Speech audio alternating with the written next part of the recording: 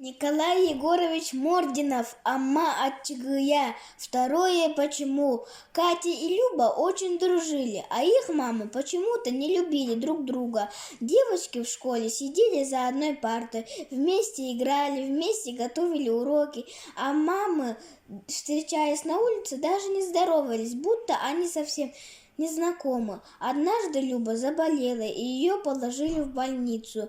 Катя очень переживала за свою подругу. В школе она сидела за партой одна и очень скучала по Любе. А потом и вовсе затасковала. Стало плохо спать, мало есть, девочка похудела, с ее щек сошел румянец. Мама повела Катю к врачу. Врач внимательно осмотрел девочку и сказал, что она здорова, а чтобы Катя не была такой бледной, ей надо хорошо питаться и как можно больше бывать на свежем воздухе. «Давайте ей побольше ягод», — сказал на прощание врач, поправляя на голове Кати голубой бант. «Хорошо бы черной смородины». Мама обрадовалась. Так у нас полно черной смородины. В этом году запаслись, и других ягод много. Вечером, накрывая стол на ужин, мама сказала: «Помнишь, Катя, что сказал врач? Тебе можно больше есть ягод. В кладовке у нас целый бочонок смородины.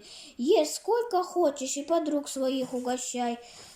Только Катина мама это проговорила, как вдруг совсем неожиданно к ним в дом вошла Любина мама. Все очень удивились. Любина мама очень волновалась. «Я к вам, Ирина Егоровна», — сказала она, краснея.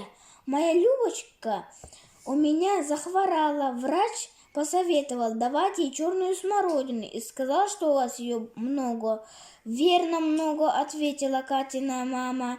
«Но помните, вы говорили, что никогда ничего у меня не попросите.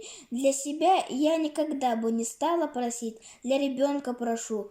Любина мать еще хотела что-то сказать, но махнула рукой и убежала. «Жалко ребенка», — задумчиво проговорила Ирина Егоровна. Глаза у нее повлажнели.